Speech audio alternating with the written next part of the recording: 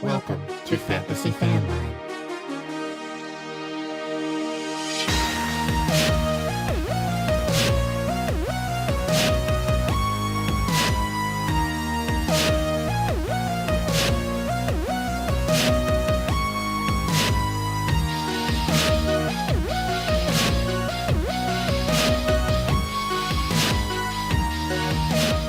Hello everybody, welcome back to Fantasy Fanline, the only fantasy football call-in show, putting you live on the air with industry experts every week. I am your host, Greg Scalera. Welcome back. We're in week 1.5, I guess you would call it, heading into week 2 of NFL Sunday.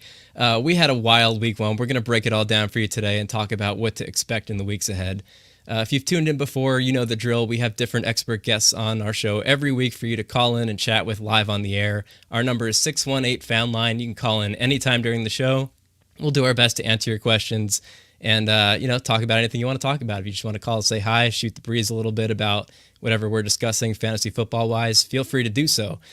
We also take questions in advance at fantasyfanline.com. We have a mailbag, or you can just leave a comment wherever you're watching us, and we will do our best to get to it on the air. So we have a very special guest today. He is the one and only, the Commish FF at Twitter, Chris Moshinskie. I'm going to bring him in here in just a second. He is the co-host of the Practice Squad podcast. He is a writer for goingfor2.com, and we are so happy to have him with us today. Chris, how you doing, man? Welcome to the show. Thanks, Greg, man. I'm so excited to be here. I've been waiting for this day for a while. We booked it a long time ago over the summer. So yeah, me too, man. You're one of the brave few who took a booking on this show without ever having seen it in action. I could have been anybody. I could have been a nut. Well, if you were, it's even more fun. So I'm taking my chances. But yeah, summer's winding down and football is here, and I'm so happy to be here talking about it. Absolutely, man. We'll take any chance we can get on the air together and talk some fantasy football. How was your week 1, man? How are your teams doing? There was a lot that we got right, I think, as a community. There was a lot that we got wrong. We'll break some of it down. How are your teams holding up? I have way too many teams this year for me. I'm usually like a 3 or 4 league kind of guy, but I'm up to 13 because I got involved. I mean, this was like my first off season of being an analyst, whatever. Sure. Welcome to the industry. Yeah, all these dynasty startups are going on in like March, and I'm like, oh my god, I'm so bored. Let's do it. Let's just draft. Yeah, that happens, man. You get the itch, you draft too many teams, and then the season starts, and all of a sudden you have 13 teams to manage. And you're like, how did this happen? It's a slippery slope. Yeah, so I actually had a really good week 1. I did well in DFS. I had a very good week 1.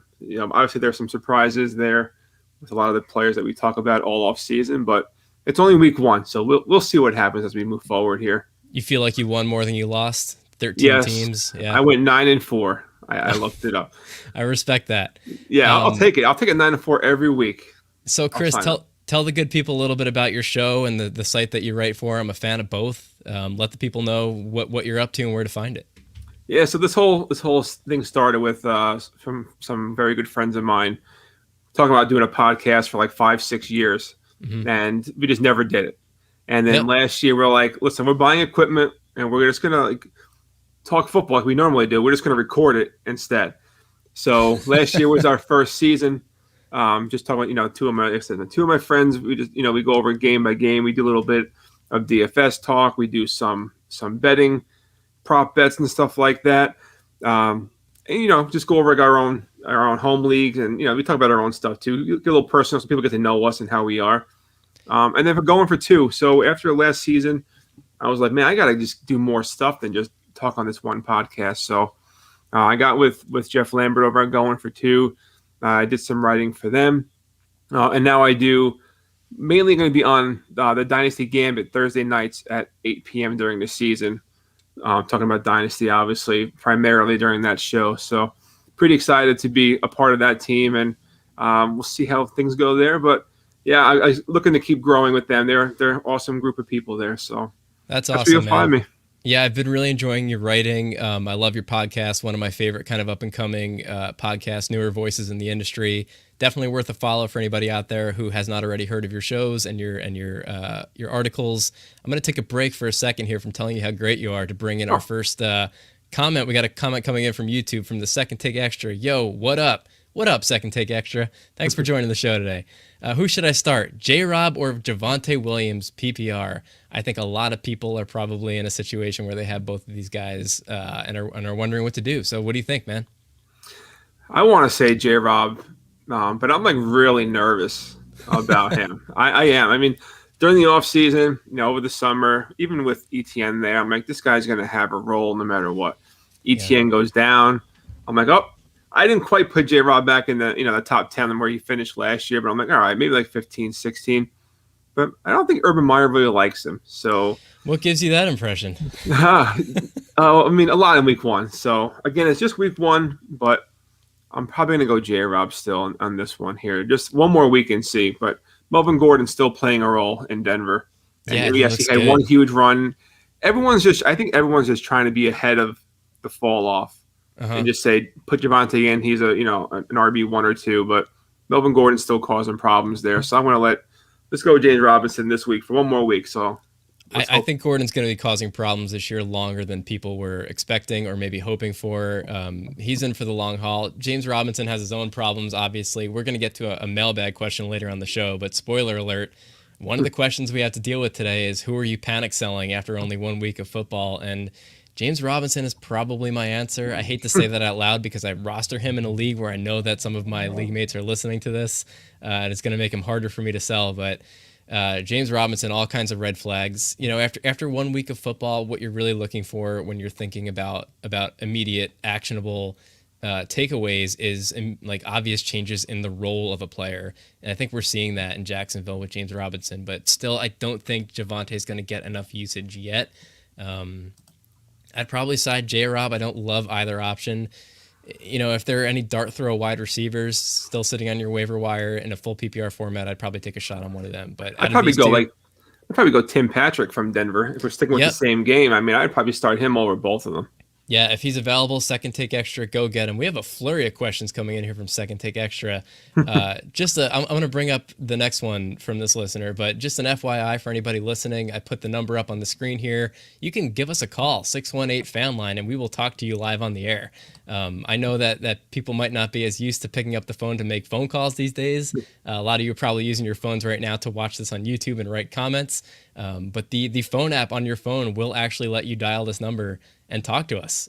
So we're going to bring in the next question here from Second Take Extra. Also, start 2 PPR, James White, Mitchell, and Gordon. Second Take Extra, we're going to set your whole lineup live on the show right here. I'd say let's just have him send this whole lineup in, and we'll set it up for you, man. I'm ready. What do you think, Chris? Well, definitely James White. I mean, I am a Jets fan, and I'm a pretty realistic Jets fan, and we'll get into again mailbag questions later. But I will definitely start James White. Man, Elijah Mitchell or Gordon. I'm probably going to go Gordon. What's your temperature check on Mitchell? Do you want to see it first? I do. Yeah. But, I mean, what did they have last year? 5 different running backs that led the team in carries. So, I mean, yeah, they're going to run the ball well. I mean, Trey Sermon is playing tomorrow. And they have guys you never heard of. Yeah, dude, I love Shanahan as an NFL coach, and I say this every year. I am out on him as a fantasy football coach as far as his positional players go. Right. I always say that. It's the opposite of that quote. Every time I think I'm in, I come back in, and he pushes me out again with stuff like this, man. Between the running back situation and the shenanigans with Brandon Ayuk, I don't know what's going on in San Francisco. Out of these guys, I would definitely take James White as well. I think it's a toss-up between Mitchell and Gordon. I think Gordon's got a safer floor. Mitchell's probably got the higher upside if you're going to throw a dart and you really need a boom guy to kind of maybe put you above a higher projected opponent than you have. But Gordon's probably the safer bet for guaranteed touches. Mm-hmm. I just don't know what's going on in San Francisco. Yeah, I think Mitchell upside there. If you need, I don't know what time the game is, but if you're down, you need bigger points. I'm probably going to go Mitchell, but I think your safest bet is Gordon between those two. For sure. Second Take Extra, as an addition to their first comment, says that J. Robert Williams would be their running back 2. So the first debate that we were looking at, this is not a flex question. This is an RB2 question.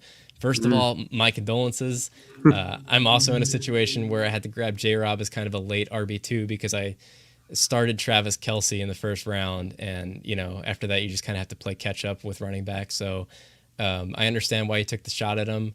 I think I'd probably still roll Robinson out as the RB2. Who do they have this week? I should probably check that. They're playing Denver. They're playing each other. Robinson and Williams Oh. are playing each other. So, in that case, I might go Javonte Williams. Jacksonville looked so bad last week. They do look pretty terrible. I think Denver's in a situation where they might just be able to carry the ball 100 times and not need to throw because I feel like they're going to be ahead the whole game. They have a great defense. Offense looked pretty serviceable under Teddy Bridgewater. I think I'm gonna change. What about the flex? But what about? I mean, geez, would you put James White in over Javonte Williams as the RB2? Are we getting a little weird there? Might be getting a little weird. That's or Elijah Mitchell could be here too. I don't know. Depends on what you need. Yeah, that's a little too cute for me. If I had to rank them, I think I would probably go Javonte Williams, Elijah Mitchell, James Robinson, but I'm saying it with the exact face that it makes me feel inside. Yeah, it doesn't feel good. And you hate to chase the points. You know, that's a big thing for me. I hope you're, I feel like the RB2 in a full PPR format is one of the less important roles to fill, with position scarcity. RB2s are hard to come by in standard, but in a full PPR format, your second running back, just throw somebody in there who's going to catch some passes. And hope they give you a decent enough baseline to not sink your team. And hopefully you're in a situation where J-Rob is your RB2 because the rest of your team is very strong. Again, I hope you started with maybe one of the big tight ends or grabbed a couple of stud wide receivers. I don't know, man. Final answer, Chris. What are you doing here with RB2? What are you doing with the flexes? I still like James Robinson. I'm gonna go with it there. James White and Elijah Mitchell's. They're playing the Eagle. I don't know. I'll go. I'm still gonna go Gordon in the flex. I put Gordon in in the flex over Javonte still. Okay, there you have it, straight from the commish. Thanks for writing in. We have a couple more questions from the same watcher we'll get to later, but for now we have one coming in from Twitch. Big Bo Perp, I believe this name is. I apologize if I mispronounced that. Gus Edwards injury and Kenny Galladay busting everywhere is bad for me. Me too, Big Bo Perp. I need 2 valid flex options to target and trades to survive the upcoming bye weeks. Great question. Who are you trying to grab at the flex level? Who you think you can maybe buy low on or at an affordable price? I have to sit up to get over this question box here. My head fits right in there. I grabbed Sterling Shepard right before the game yesterday in one of my leagues. So if he is available, and as long as he can stay healthy, he is a great option going forward. He's going to be a PPR monster. Find him on a lot of waiver wires right now. Yeah, so Dan Jones likes him. So that is one target that I would be having. It's going to be very expensive now after having another good solid game Thursday night, but that's someone I'll be looking at. Yeah, you might still be able to get him off free agency or waiver wires. As far as trade targets go, I'm going to give you Mike Williams. I think he's the real deal this year. He's been one of those guys that we've been hoping as a community is going to break out for years and years. And again, like I said before, you need to look for role changes, and those are usually dictated by changes in the coaching staff or personnel. Chargers have a new offensive coordinator this year who seems to want to do things differently. He got 12 targets this week. That is the second most of his career. He had, I have this stat somewhere, I think it was 8 catches, but I haven't seen a lot of people mention, but that is the highest catch total in a single game of his career. And I think it's indicative of what we can expect from him moving forward. I don't think we're going to see a boom bust Mike Williams this year. I think he's going to be kind of a low-end wide receiver too with upside on a week-to-week basis. And I think you can kind of still get him at that flex boomer bust price right now. So I love that call. Yeah, go make an offer, and good luck. So we have our first caller of the show coming in, and I'm going to swap them in. Once again, 618 Fanline. You can pick up, dial us, get on the air with us, and ask your questions over the air. Hey, caller, you're on Fantasy Fanline. Welcome to the show. What's your name? Hey, what's up? This is Sanj calling from New Jersey. Sanj, welcome back, dude. Always, man. Love to be on this show. Love what you guys are doing here. Let's get right to it. We all know last week, Tennessee Titans got the business. Looked absolutely horrible. Are we panicking on Julio Jones already? Are we taking him out of our lineups until he gets back to what we know he can be? Are we playing guys like we took later, like Antonio Brown or Mike Williams, who look like great values right now. Are we playing them over him this week, or are we just week one, don't panic, set and forget him in your lineups? It's Julio. I'm in that situation in quite a few leagues. I was just wondering what you guys think about that. Well, we just got done talking about how much we like Mike Williams right now. Chris, I will let you speak directly to your thoughts on Julio. What do you think? Well, first of all, thanks for calling in, Sanch. I'm out on Julio in the offseason. I actually wrote about him a little bit. Just the lack of targets he's going to get being in Tennessee is a concern for me right off the bat. Week one was atrocious for everybody. So, but I'm not really worried about. Was it Raymond that was getting some grabs? What's it? I forget who he is now. But AJ Brown is still the guy to have there. I am putting Antonio Brown in and Mike Williams over Julio. I don't think you need to panic. Maybe things get better for Julio right now, but you're not hurting by you're not hurting yourself putting in Mike Williams or Antonio Brown. And if you want to go which one, I'm probably going to go Mike Williams. If I had to pick between those three guys.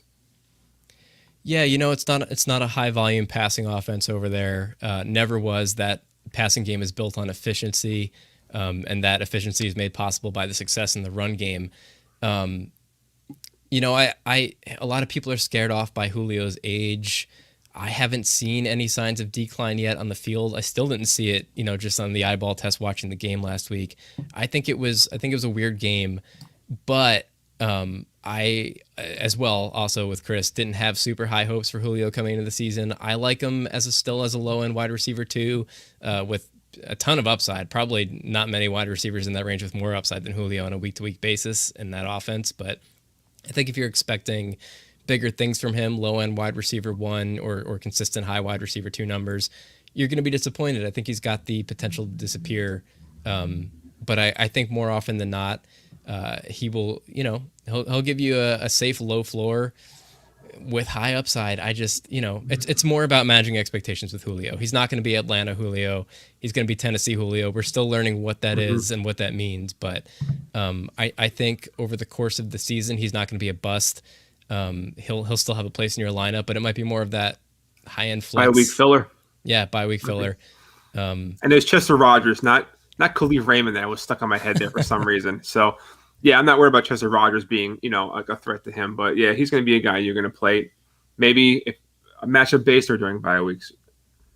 Sanch, what do you think? He must have really liked Julio because he was very upset. He must have left us. No, he's still here. Sorry, I muted my my input for a sec because my microphone was falling. But Sanch, go ahead, man. Give us your thoughts. I'm not that upset with my backup options of AB and Mike Williams, and Julio's my flex. He's not even my wide receiver too, so I'm okay. Oh, you're I just have a gut pretty. feeling like last week was obviously rough. Arizona's defense looked awesome, and Seattle's going to score a lot of points. So if Tennessee wants any chance in this game, I think Tannehill's going to have to throw. I think this could be a bounce back get right. It's really just me. Like I don't know. I feel like the ceiling. I'm like comparing ceilings to floor here in all my matchup, and just a tough decision. But that's what we deal with in fantasy, and I appreciate your guys' opinion on it and the advice you gave, as always. Yeah, that's good luck right, this man. week. Appreciate you guys as well. I'm not playing Greg this week, so I wish him luck. And as always, thanks for doing this, Greg. Look forward to calling back in the future. Hey, thank you, Sanch. Appreciate the question, man. Good luck. I hope we steer you right. Thanks, man. Have Take a it good easy, one, guys. dude. Have a good one. All right, man. Get back to work. Great. All right, that is friend of the show, Sanch. He's a regular caller. Good dude. Great question.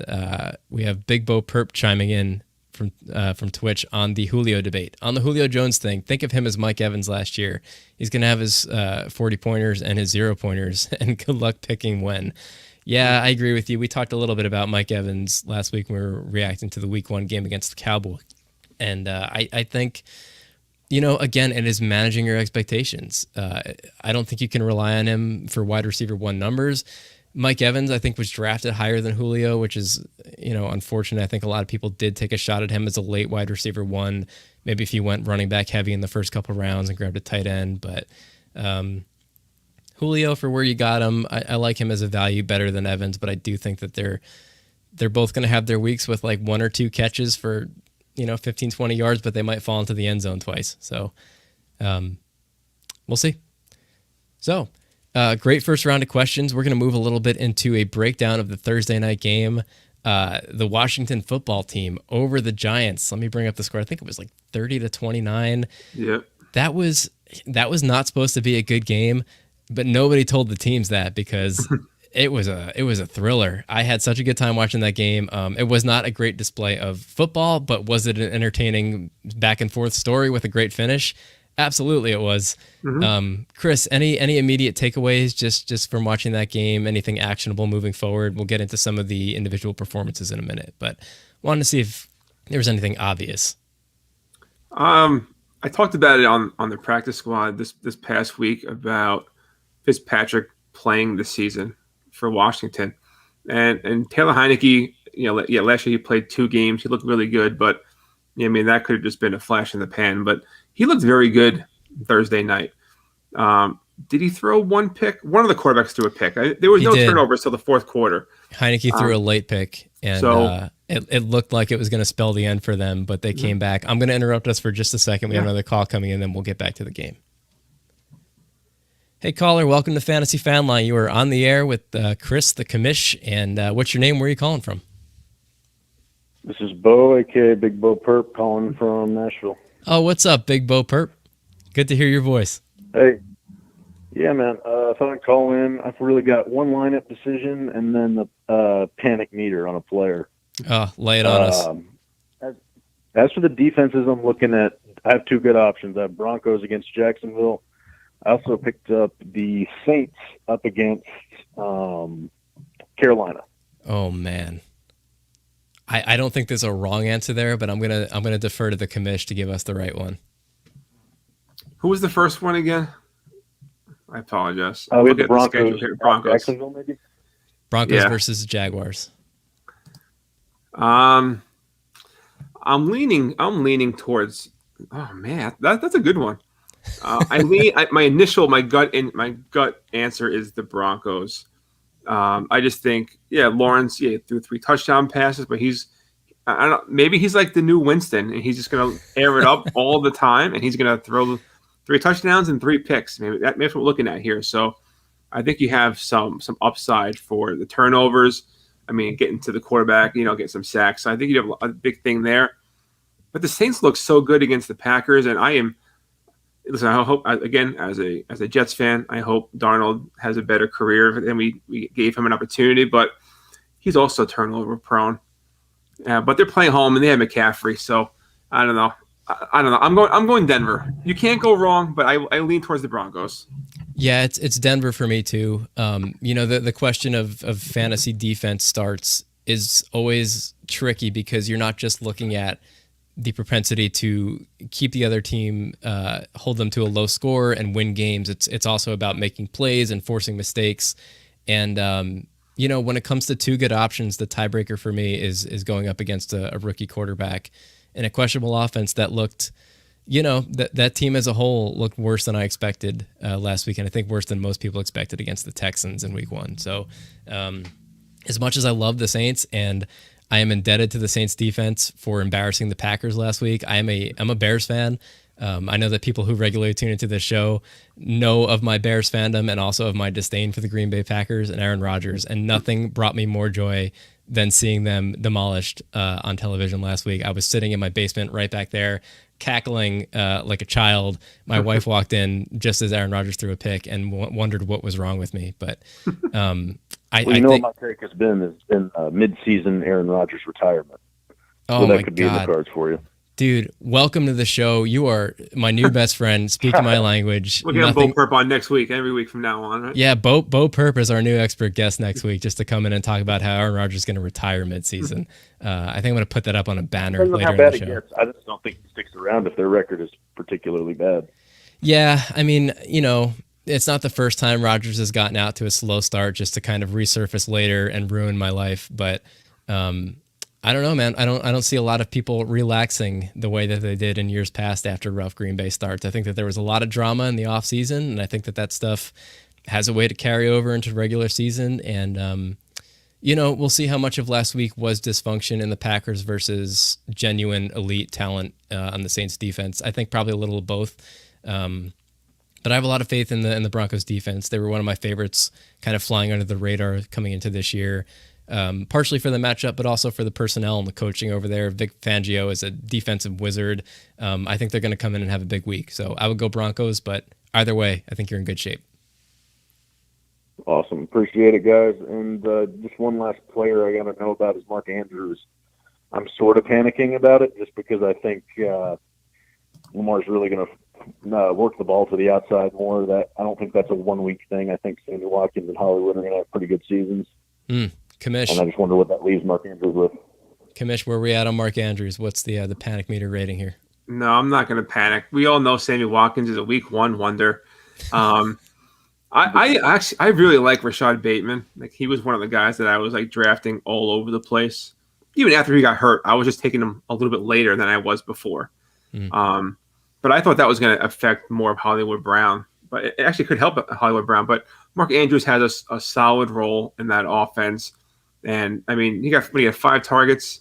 I know it's not crazy, but they're going to get connecting and they're going to get moving. They will have to throw the ball a little bit more. So even if, Watkins or Bateman or, even if like Duvernay ever shows up, there may be room for another guy. Yeah, there may be some room for another guy to have some fantasy value. So I am not panicking. If you haven't drafted another tight end later on, like a Jonnu Smith type, who I'm big on, maybe you can sell, try to sell high on a Mark Andrews to fill other needs. If you're that concerned, if you have a good backup, but otherwise, keep rolling with him and he'll come around. Yeah, I think there's been some misperception of Mark Andrews the last couple of years since he had that big breakout year. He's never been the consistent week-to-week guy who's going to come out and give you a safe floor. There were games last year, a lot of games where he disappeared, and then he would come out and drop 30, 35 points and get that end of season total up. So, when we draft him in the top 5, 6 tight ends, still kind of behind that tier of, your Kelsey, your Kittle, your Waller, maybe Kyle Pitts, I think he needed to be drafted with the expectation that everybody under that tier is going to have weeks where they catch touchdowns and weeks where they don't. And I think Mark Andrews is just one of those guys who you can rely on more often than not to catch a bunch of touchdowns, but he's never going to be like a, 8 to 10 target per week kind of guy. That's not his skill set. That's not their passing game over there. They're a run heavy team. They've led the league in rushing attempts for, I think, the past 3 years. So it's a small pie to begin with. I think Andrews is still an important part of that offense. I wouldn't panic. I think it's just, again, understanding that this is kind of part of the package that you drafted when you got Mark Andrews. He's a guy with higher upside than most tight ends, but he's not going to be that regular integral part of the passing game like a Kelsey or like a George Kittle, Darren 19 targets Waller every week. It's just not going to happen. But I think at the end of the year, when it's all said and done, he's still going to be in that kind of top 5, 6 finish range. I got you. Well, you got anybody on the line, or can I squeeze in one more question? No, you got time. Go ahead. All right, man. I've got 3 bench options that are somewhat valid, but just like I said, with those bye weeks coming up, I've got to know who to roll with. Ruggs and Hardman are unreliable, potential big games, and then you have J.D. McKissick, who just went off against the Giants. So those are kind of my 3 flex options if I want to bench Galladay or if I have bye weeks coming up. So I've got to know who to roll with there. It's always McKissick for me. Yeah. I was thinking, I mean, everyone in the world was thinking, all right, Gibson's going to start getting more of those check downs because he, again, for the millionth time, you probably all heard it, he's a college receiver. No.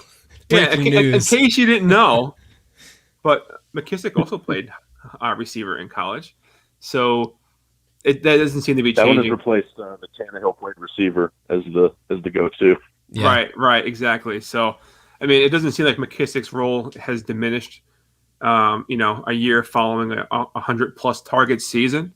So in PPR, I'm taking the guy who's going to get potentially up to 15 targets a game. He's like the Darren Waller of running backs, apparently. So, but yeah, he'll get you a safe floor, 6 to 7 targets. and he'll get you some guaranteed production.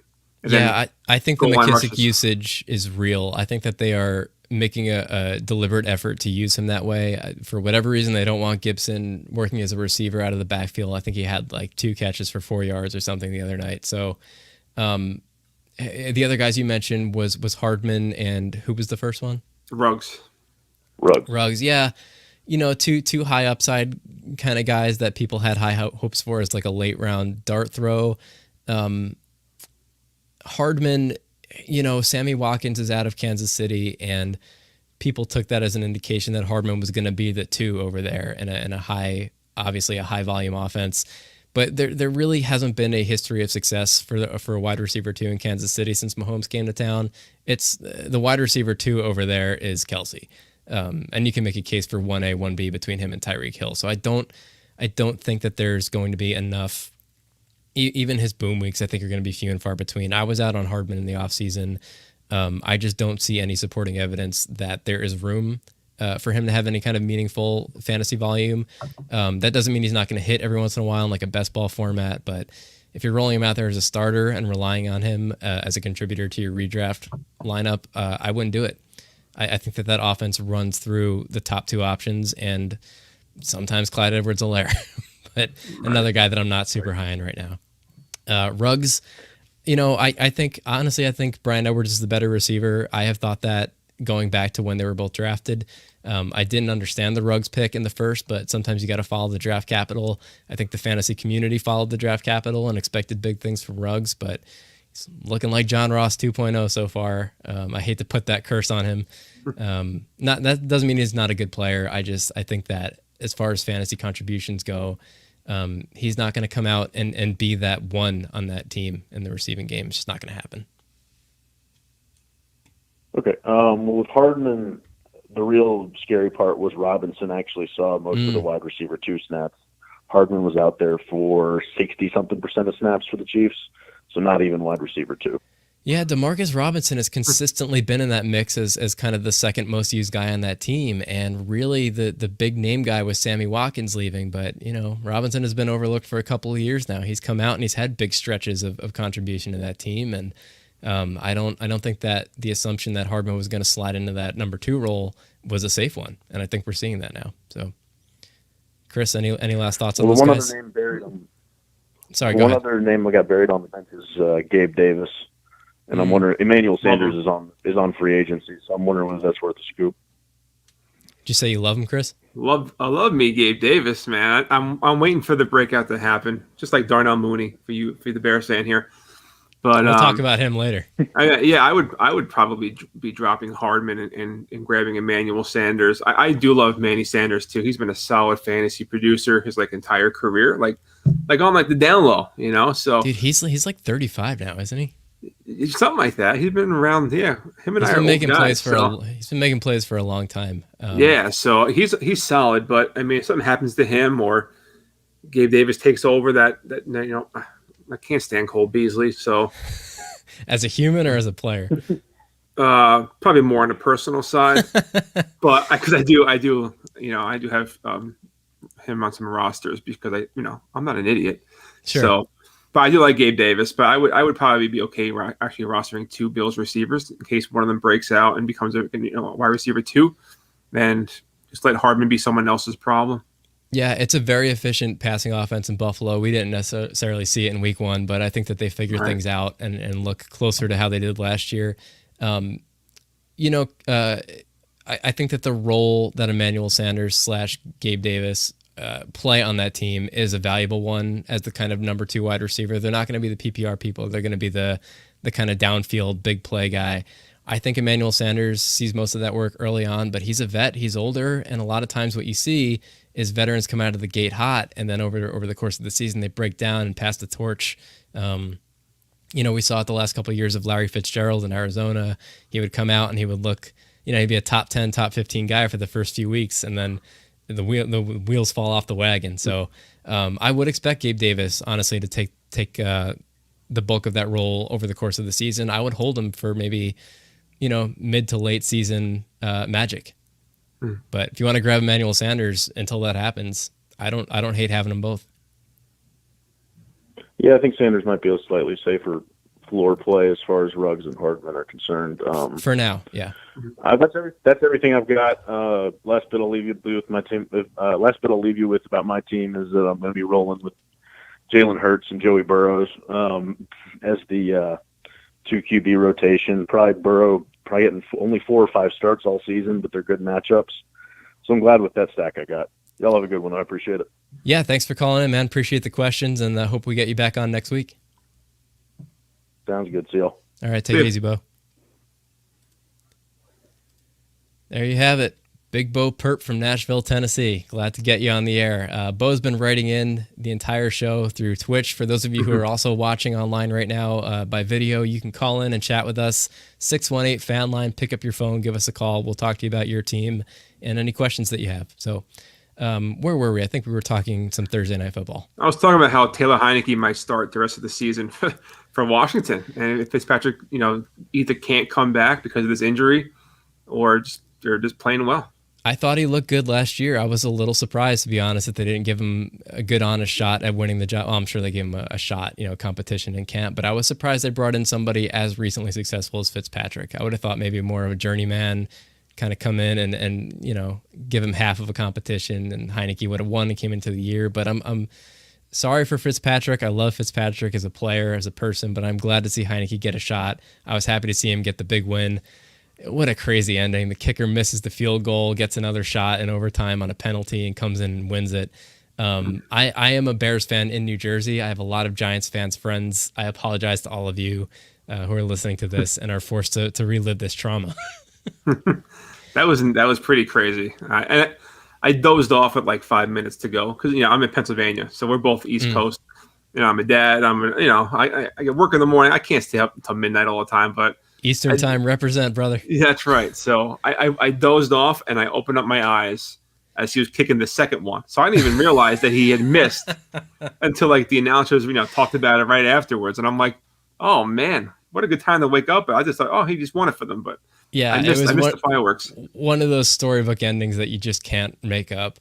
The Washington defense, man, this is kind of the second week in a row that they've looked sort of vulnerable. They gave up 29 against the Giants, 20 against the Chargers last week. What do you make of that? Are they maybe not a defense that we should be as scared of to start our guys against this year as maybe we thought? Yeah, I mean, they don't look dominant at all. I mean, the Chargers have a good offense. With Justin Herbert, obviously Eckler, Mike Williams, and everyone else there. And the Giants, I didn't read much into it when it was the Chargers, but the Giants. But Danny Dimes looks like the guys we thought everyone thought he was supposed to be. Yeah, after a pretty decent rookie year. So Daniel Jones' stat line, he only threw for 249 yards and 1 touchdown, but he ran for 95 yards and another touchdown. He's the RB1 on that team right now. Oh, he clearly is, and he had that one taken back from him, so he would have had another 20 right. yards and another touchdown. The guy would have had almost 40 fantasy points this week. And incredible. I mean, that's why I was a fan of him as far as fantasy goes, because he has that rushing upside, and I mean, I don't see that rushing game getting tons better. So yeah, what do you make of Saquon right now? He was 13 for 57 on the ground, only 2 for 12 in the receiving game that night. I was low on Saquon too, and I did some research on Twitter last night with one of the guys, and I guess he's not. Obviously, the usage is going to be there, the snaps percent is going to be there. Mm-hmm. Now he has 10 days, to rest up and get ready, and that's all fine and dandy. But he has not been the same runner with Daniel Jones as quarterback as he was when Eli in his rookie season. Runner, and he hasn't gotten the same target share. Nope. Daniel Jones, more of a mobile quarterback, doesn't need to make as many of those short checkdowns as Eli did back in the day. Yep, he gets about 2 catches less per game, and he's only had 100-yard rushing game with Jones. I think he had 3 or 4 rookie years. So, I mean, I took him at the late end of a second round because I'm like, you know what? Wow, end of the second? I'll take him. I'm like, I'll find the value, whatever. But I'm already about to bench him because I don't know. I like Barkley. I'm a Penn State fan, so I hope the best for him. But I just don't see him being this elite guy that he was as a rookie. The upside is tempting. We spent years talking about him as an elite physical talent. Not a lot of guys can do what he can do with the football. at one point in his career. I don't know if he's still there. Bo is chiming back in and saying if you would just throw to Kenny Galladay, his $72 million man. Me too. I'm with you on that. I have Galladay as well on one of my home leagues, and I'm like wide open, and he's just throwing it 15 feet above him. But 3 for 38. Yeah, I mean, Galladay's wide open. He overthrows him by 15 yards. Meanwhile, Sterling Shepard, he hits right in the chest every time, I feel. So I'm with you, Bo. I really hope Galladay gets it going. I'm a little worried about him, but yeah, me too. I would probably, if I have the option to sit Galladay moving forward, you probably drafted him as a wide receiver 3 flex. He was kind of going in those mid rounds as the season got closer.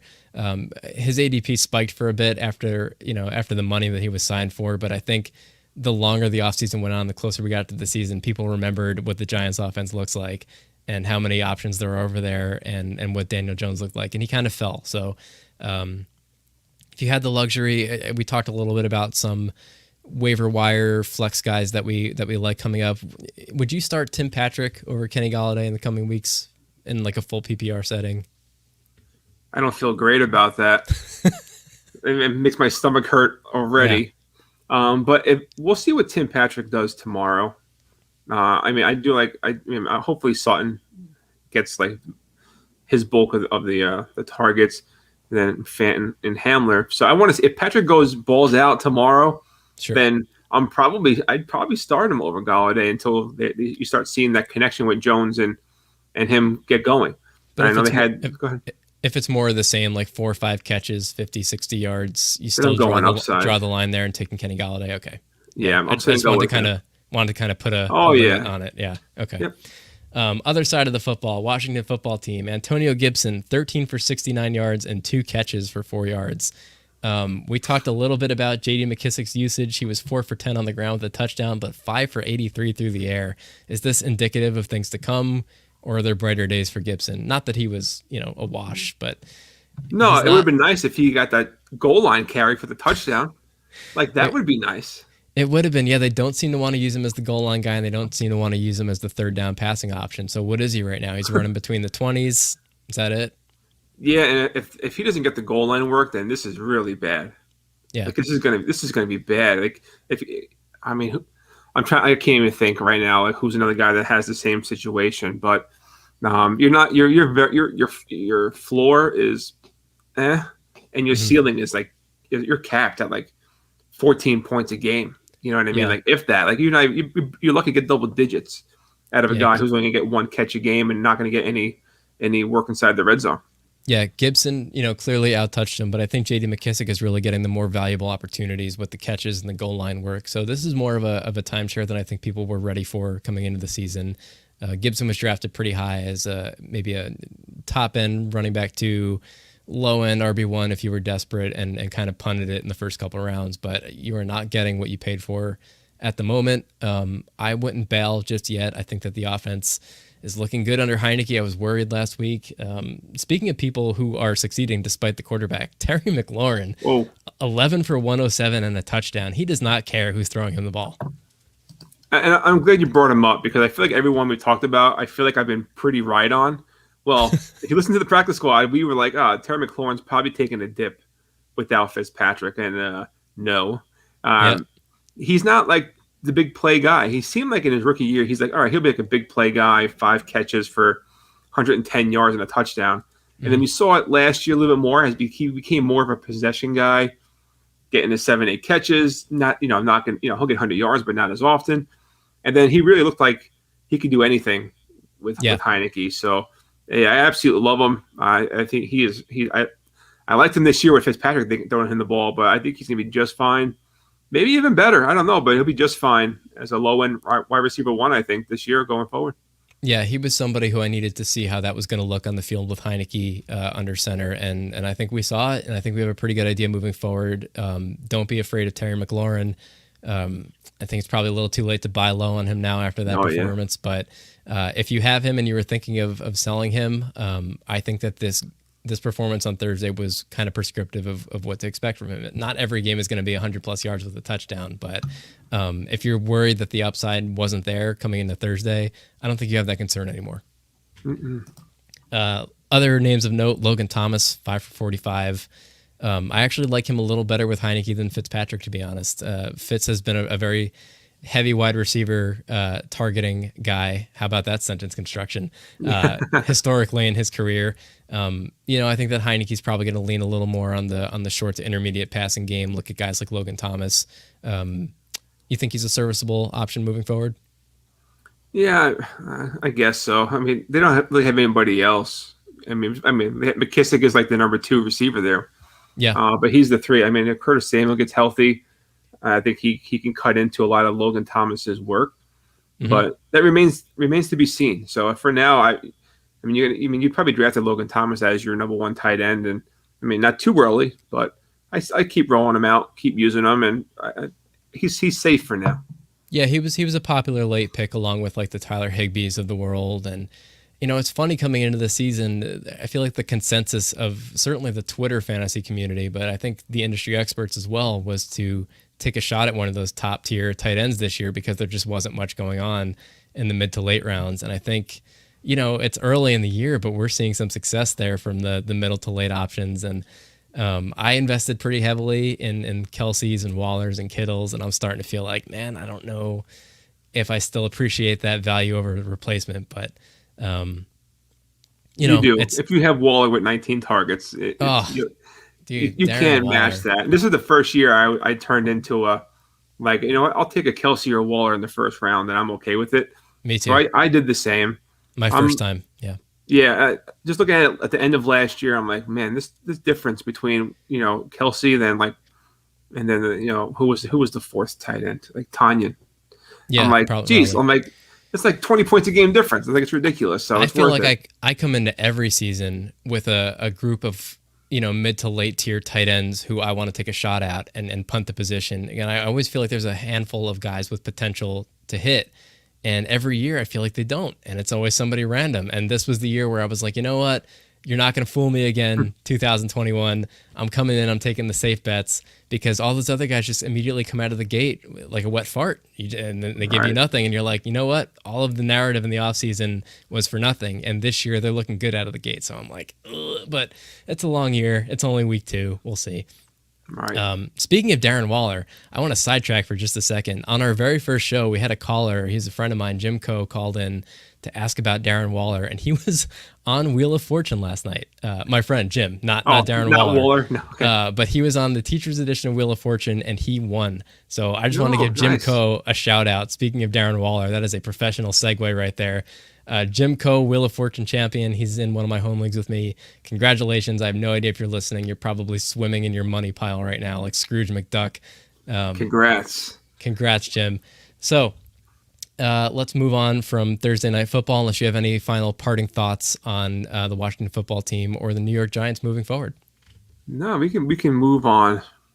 Okay, let's take some mailbag questions. So for those of you watching and listening right now, if you can't join us live next week, we do have a website, fantasyfanline.com. You can go there. You can view our full schedule of upcoming guests for the season, but you can also write into our mailbag, and we will take your questions live on the air if we have the time. And right now, we have the time. So we will start with... We kind of already talked about... Oh, this is a good one. So good question for the commish from Cliff from North Carolina. How can I keep my league socially engaged now that we don't see each other as much? And I will preface this by saying I don't know if they don't see each other as much because of recent events with COVID-19, or if they've just gotten older and kind of moved and spread across the country. I have found that a lot in my leagues. It was a lot easier to stay active and engaged when we were younger and didn't have as much responsibility. We didn't have our full-time jobs. We weren't living in different states. What do you make of this question? What do you think? You shared this with me earlier, and I was like thinking about it this morning. And in a similar situation for me, I live in Pennsylvania. I am from Long Island, so most of my home league they're still on the island. And with COVID, obviously, no one sees each other. And I was always trying to figure out ways to keep everyone engaged, because like my as the commissioner, obviously, I want to have a competitive league, so I'm very picky on who we allow in, because we don't want, weak players that are just going to get, they're going to lose money or just lose interest. So very important. So the other part is how engaging are they in the league? So what we do I started, this league's been going on for 15 to 20 years almost now, but I don't know what platform you use, but if you're using Sleeper, I love how Sleeper has like the league group chat. I have a Facebook group chat for my ESPN league, and always just trying to instigate like some not arguments, but throw some shade at people. Do a little smack talking is always a good thing. If you have someone that everyone gets to pick on, you throw some stuff out in these group chats and start like letting the fire spread. Get some people engaging with you. And just keep the conversation going. And it goes on all week long. Even if you just throw out messages like, oh, looking to trade, Darren Waller or something, let's have open line of communication, even when the games are not going on. So I think, it's tough. And if there's an issue, I don't know. I just like the group chats everywhere. Someone in my league. I do feel like Sleeper as a platform was designed with this question in mind. I feel like they really tailored the user experience around solving this problem. I agree with you as far as league chats go and facilitating trade activity, letting everybody know when somebody's put up on the trade block, I think is a cool feature. But social engagement is important. I think that's a big factor in the fun of playing this game to begin with. And it really, I think, facilitates trade activity, waiver wire activity. If you're in a stagnant league where nobody's talking, there's not going to be a lot of activity, and that's never fun. So some other things that I've seen work for people is doing weekly write-ups, power rankings on the league teams is always fun if somebody wants to take that on. I've done that too, yes. Yeah. I've done that, and that always gets everybody talking. So, I'm terrible at putting, words together sometimes, and that's what I was thinking of. It's like, You fooled me. I know, right? So stuff like that, though, just power rankings or just anything that gets the conversation power going. Rankings, league podcasts. Speaking of great ways to talk smack, a lot of successful, fantasy football shows right now in the industry space started as fun podcasts for their home leagues and just kind of grew into something more. So if you want to be like us, kids, start a home podcast. Right. No promises. That's not true. So let's move on to our next question from Scott in Texas. What defense are you picking up now to stash and stream in week 3? I love this question. I think that's such a great strategy play. If you have an extra bench spot or somebody you can put on IR, what defense are you looking ahead and picking up? Yeah, this is like an A+ strategy, and I love it.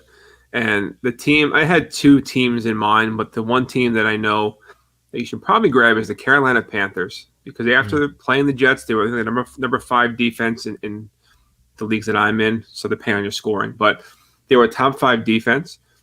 They're now playing the Saints, so chances are they've been dropped.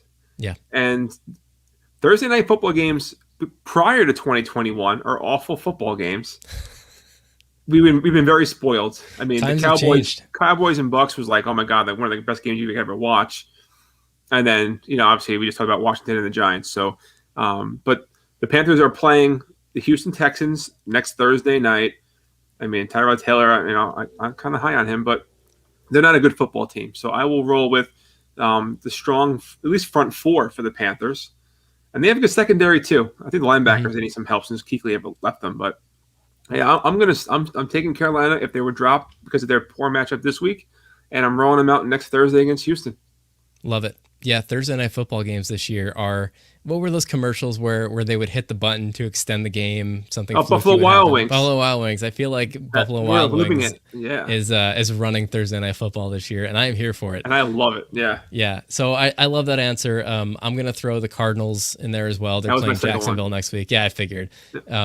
Cardinals are surprisingly not as highly owned as I thought they would be after a really strong week 1. I think that they were the leading DST in most formats. They are playing Minnesota this week. Right, so that is a great matchup, but yeah, I guess people are afraid of the Vikings, so not a lot of activity on the Cardinals. They are 28% rostered right now in ESPN, but they got the Jaguars next week, and they're the leading defensive scoring team right now in the league. So certainly worth a pickup and a stash if they're available. I think either of those options are great. And outside of just DSTs, I would like to formally nominate, looking ahead as a Bears fan, this is a homer pick, but if you're in a 2 QB format or you're not super confident in your single quarterback right now, go get Justin Fields and go get Darnell Mooney as a flex, because I expect them to beat the Bengals this week. But if they don't, in the event that Andy Dalton doesn't get it done against Cincinnati, it could be Justin Fields time as early as next week. As far as Mooney goes, he was a popular kind of sleeper coming into the year. He's the downfield threat in Chicago. I've watched a lot of his film. I think he's very talented. And Justin Fields obviously is a better downfield passer than Andy Dalton. Maybe not obviously for people who haven't watched him in college, but he was, I believe, the rated as the most accurate downfield passer in the PFF college era. He had like a 95 grade on 30-plus yard passes. He had 18 touchdowns, no interceptions on those long passes. So I think it's a good match. Nothing guaranteed. Rookie quarterbacks historically don't support more than one wide receiver, even on their good years. But, I think Fields fell to a better team than most high-end prospects do in the draft. Toot for Chicago. They were supposed to pick 20 in the draft, and they traded up, to closer to 10, 12 to get Fields. So good weapons around him. I think they're a quarterback away from having a good enough offense to put up points and support two wide receivers. I like Mooney. There's a world where he pops. What do you think, Chris? I'm in on him. I'm there. I think Justin Fields looks like he needs to be the quarterback because, even Allen Robinson, I'll defend him, forever. That he'll be solid no matter who's throwing him the ball. But he had a subpar week one. But I think for any chance of anybody else being fantasy relevant, somewhat consistent outside of A-Rob, will have to be Fields out there. But Mooney is the guy. So.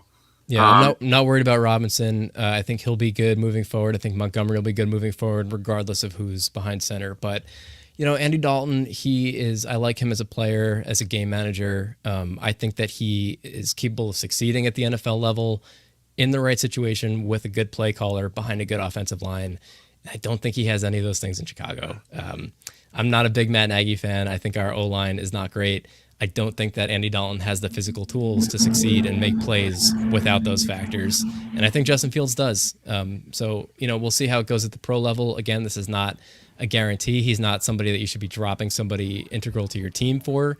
But in the context of taking a free shot on somebody on waivers, if you have an extra bench spot or somebody on IR and you maybe need a little depth at wide receiver or, again, like a back end shot at a QB2, take your shot now because if things fall apart this week against Cincinnati and it's Fields time, he's going to be real popular all of a sudden on waivers next week.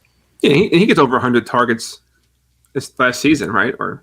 I think this year he's over 100 targets. So if there's a guy like that on your bench, go for it. So we have about 5 minutes left here. We're going to leave the phone lines open. Once again, we are at 618 Fanline. If you want to pick up and give us a call, or if you just want to write in a comment wherever you're watching, we will see it by the magic of technology, and we will put it up on the screen and answer your question. So give us a call and chat with us. Write in. Let us know what your start-sit questions are, your trade questions, waivers, free agency. Here's a good one that we got in advance from Blair in New Jersey. New Jersey represent. Do I flex Corey Davis or Mike Davis in full PPR? We got the Davis Bowl here. Where do you land? Well, I'm going to go Corey Davis and the Jets versus the Patriots and the Falcons versus Tampa Bay, by the way. Yeah, I'm going Corey Davis. I'm afraid that Belichick takes away our best playmaker, and that's Davis. Mm-hmm. But Mike Davis, he had a few catches last week, but man, Tampa Bay is so tough. They're so tough. So I think Davis is not going to do well, but Mike Davis won't do that great. But if Corey Davis, even if he drops, a decent amount, he's still ahead of Mike Davis. If you have any other options, I would love to hear them. But I will just say this: if Corey Davis flops this week, which I think he has a chance of doing that, don't panic on him. I think he is our number one receiver there. He's going to have plenty of value going forward, so he'll have a great season after week 2, I think. So don't panic if he doesn't do well, but I'm still going to roll with him this week if Mike Davis is my only other option out there. Yeah, they both concern me just because of tough matchups, but I'm going to go with Corey Davis in this one as well and follow the trends, kind of use that as a tiebreaker. Corey Davis has looked great. If you were paying attention to the offseason, he looked great, and I think you got a great value on him in the back half of the drafts. Mike Davis was a guy who was drafted for volume and for opportunity, and I don't know if there's a ton of talent there. Tough matchup against the Bucs. I think they're going to shut him down. So we have another caller coming in. We're going to take this question off the screen and bring in our caller. Hey, caller. Welcome to Fantasy Fanline. You are on the air with us. What's your name? Where are you calling from? Hey, Greg. I'm Chris. What's up? I'm Joe. I'm from Boston. Called last week. Welcome Helped back, me out Joe. A lot. Yeah, man. Hope all is well. I just wanted to. I have a quick start sit on a deep league. I have Kyler Murray, but I also have one of these two: Christian Kirk or Rondale Moore for my flex. You go with. I'm gonna hang up and listen. Have a good one, guys. All right, thanks for calling in. Appreciate it. I love Rondale Moore later on in the season. I'm gonna go Christian Kirk. He found the end zone last week, and he probably will do that again this week. So stick with Kirk until things change. But I do like Moore a lot, but not quite yet. It's Kirk for me too this week. Just again following usage trends, I think that he's hot right now over there, and he's going to keep seeing targets. He's always been that guy with who's a safe bet when there's not a ton of other options. He was never going to be the one, but I think he's a good 2 over in Arizona. Rondale Moore, though, when he comes on this year, he's going to come on hot, and he's somebody who you should not drop if you're not using him. If you see him dropped, I would pick him up and stash him if you have the room for it. I saw him on waivers in a couple of my leagues this week, and I scooped him up because I believe in the talent and the potential in that offense. But if you're flexing for this week, it's Christian Kirk for me until we see an uptick in usage for Moore. Yep, good luck, Joe. Yeah, good luck, man. Thanks for calling in again. We just got a comment in from Twitch from Lucifer Delight. Look at those beautiful faces. Hello. Thanks, Lucifer. I don't know if you're the real Lucifer. If you are, leave us alone. But I appreciate the compliment. So yeah, we'll take it. Yeah, we'll take it where we can get it. I'll get a lot of people writing in telling me I have a beautiful face. So it must have been my wife. I don't know. Maybe I paid her to do that. But. It's an interesting handle she's got there. I know, it's weird. We're going to take one more question from the mailbag. We'll leave the phones open for another couple of minutes. We're a little bit over an hour. Chris, you have another 5 minutes or so? I do. In case we get any late questions. All right.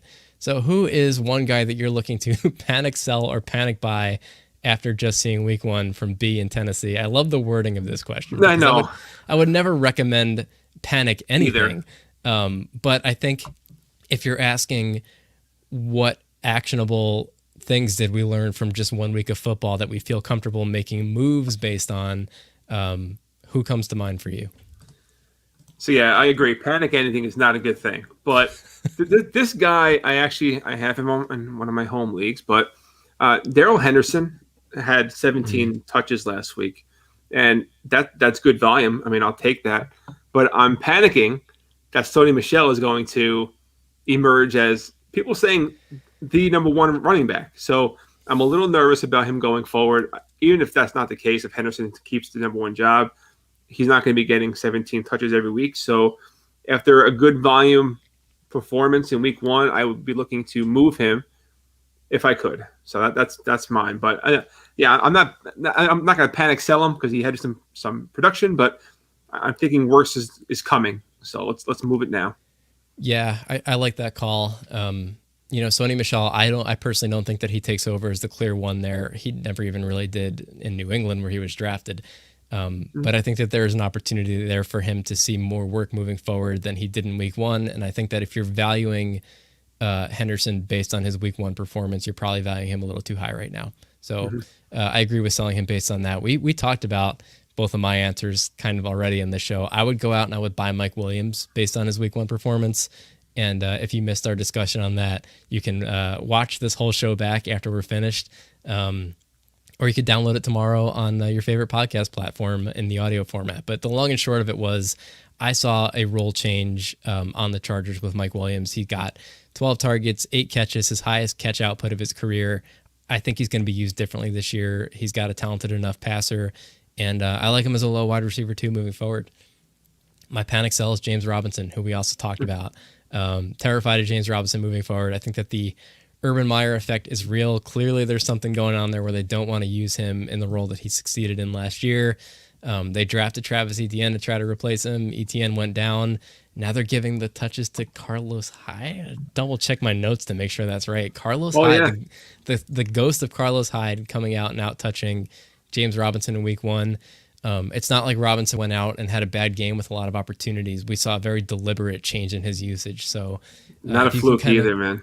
Not a fluke. A lot of people out there questioning Urban Meyer's ability to coach at the NFL level. I'm not going to take it that far yet, but it does seem that conventional wisdom is not at play here in his decisions about how to use his running backs.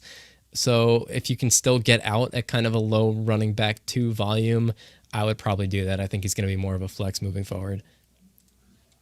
100% agree. Can't argue that one. All right, Chris, we are at about an hour and 5 minutes. We're going to stop taking questions, I think, and I'm going to thank you for coming on this show, man. This was a blast. I hope you had fun. Yeah, my pleasure. I'd love to come back anytime you need somebody. This was a lot of fun. It was my first call-in show experience, actually, so...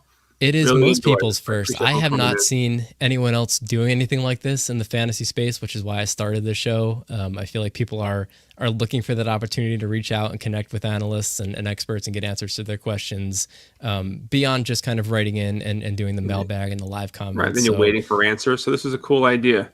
Thanks, man. Appreciate Good it. luck with it. It's awesome. But yeah, glad to be here. Speaking of great shows and great ideas, why don't you take one more opportunity to plug everything you got going on? Let the people know where to find your shows and read your articles. Yeah, so you can find me on Twitter at @thecomishFF, and then you can follow the Practice Squad FF on Twitter as well.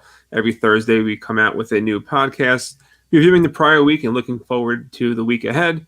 And then again, Thursday nights, 7, I say 8 o'clock before, but it's 7 p.m. Eastern. I'll be an hour late to the show, but it's called the Dynasty Gambit. So if you're in any Dynasty leagues, have Dynasty questions and stuff like that, love to have you check us out there at goingfor2.com. But yeah, Thursday night, 7 p.m. Eastern, Dynasty Gambit. You'll find me there as well. All right, folks, that's our guest, Chris Moshinskie. He is at the CommishFF on Twitter.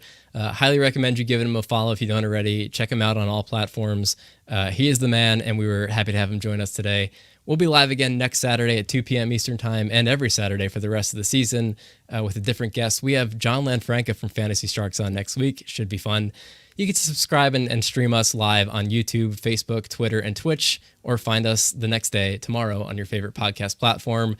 We are at Fantasy Fanline on all platforms. Follow us, click the bell, visit our website for a full schedule of upcoming guests, or to write into our mailbag.